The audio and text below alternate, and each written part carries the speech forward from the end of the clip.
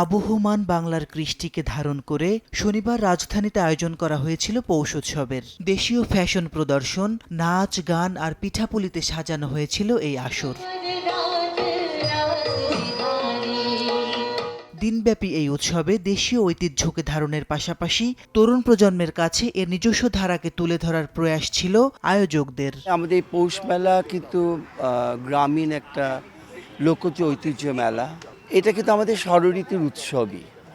তা আমাদের ষড়ঋতু এত রঙিন, সেখানে পৌষ উৎসবের মতো একটা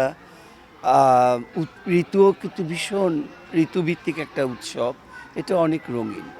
আমরা এই ভাবনাটাকে আধুনিকায়নের মধ্যে কিভাবে আমাদের পুরনো ঐতিহ্যকে আমরা আবার নিয়ে আসতে পারি। এটি একটি ঋতুভিত্তিক অনুষ্ঠান। এখানে পৌষ মেলা আছে, যেখানে দেশীয় তাঁত শিল্পের যে শাড়িগুলো সেটা আমরা দেখাচ্ছি। খুব ভালো লাগছে। সব মিলিয়ে একটা উৎসবমুখী আয়োজন করার চেষ্টা করেছি আমরা।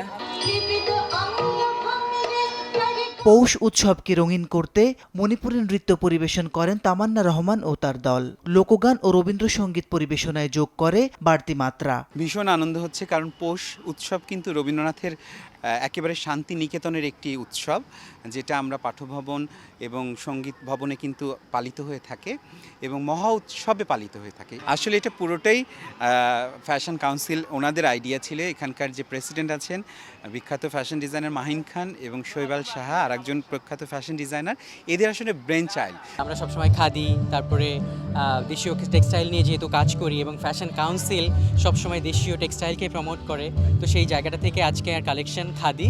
এবং আমি মর্নিং হোপ নিয়ে কাজ করেছি, যেখানে অনেক কালার ব্যবহার করেছি, কারণ কালার মানেই হচ্ছে আমরা জয়ফুল মনে করি। আমরা নতুন, যেহেতু আমরা একটা অস্থিরতার মধ্যে দিয়ে যাচ্ছি, সব কিছু মিলিয়ে আমরা চাই অস্থিরতার মধ্যেও আমরা নিজেদেরকে সুন্দর করে বাঁচি। আমাদের নাগরিক জীবনে এই ধরনের পৌষ মেলা কতটা যে আনন্দমুখর হতে পারে সেটা আজকে এখানে এসে বুঝতে পারছি আমরা সবাই।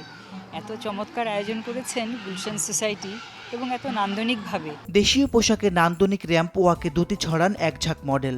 অপি করিম, শারমিন লাকি সহ শোবিজের অনেকেই হাজির হয়েছিলেন পৌষ উৎসবের আনন্দ আয়োজনে। মাসিদ রনো, সময় সংবাদ, ঢাকা।